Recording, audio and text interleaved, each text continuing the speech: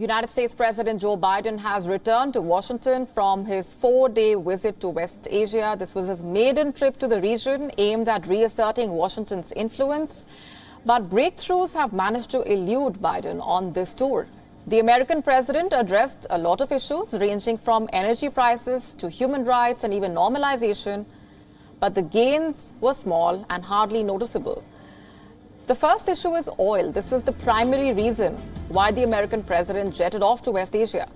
He needed Saudi Arabia to pump in more oil to cool down the energy prices back at home. Biden had earlier vowed to turn Saudi Arabia into a pariah state, but came under intense pressure to court Riyadh.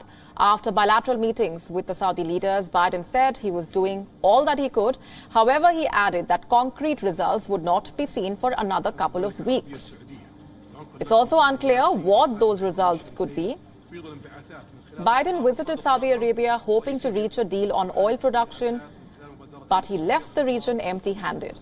His hopes are now pinned on the August 3 OPEC Plus meeting.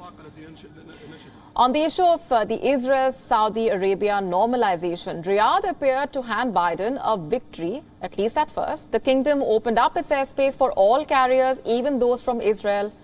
Biden himself took the first historic flight from Tel Aviv to Jeddah. Israel's Yair Lapid even claimed that this was the first step towards normalization. But the Saudi Foreign Minister, Prince Faisal bin Farhan, dismissed this idea. He said the move had nothing to do with Israel. In fact, Riyadh says it was not in any way a precursor to any further steps. As for the talks about an Arab NATO, Saudi Arabia poured cold water on America's hopes for any alliance. Washington hoped that the summit would help lay groundwork for a regional security alliance, one that would include all the Arab states and Israel. But Riyadh says it is not aware of any such discussions regarding an Arab-Israel alliance. It even added that the kingdom was not involved in any such talks. So the gains were minimal, but the setback was huge. The roughest pushback came over a fist bump that Biden shared with the Saudi Crown Prince. Biden says while he did exchange a fist bump with Mohammed bin Salman, he told the Crown Prince that he was responsible for the killing of the journalist Jamal Khashoggi. However, Saudi Arabia hit back at that comment as well. It brought up how the United States often tries to impose values on countries by force and how this backfires. He even spoke about the killing of the Palestinian-American journalist Shireen Abu Akleh. Human rights activists and fellow Democrats have also slammed Biden's meeting with the Saudi Crown Prince.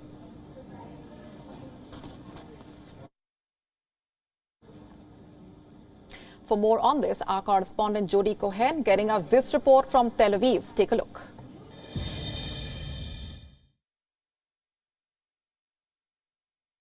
With Iran suggesting it's now capable of building a nuclear bomb, Israel has warned that a strike on Iran's nuclear facilities may be necessary. This comes alongside, and some would say despite, assurances during President Biden's trip to West Asia that the US will ensure Iran never achieves nuclear weapons. With no public announcement on a regional defense alliance yet, no warm words from Saudi Arabia about normalization with Israel, despite some gestures on both sides, and the UAE now suggesting that it could upgrade ties with Iran to de-escalate tensions. All eyes will be on Presidents Putin and Erdogan's trip to Iran, which is expected on Tuesday. This is Jody Cohen for WION World is One.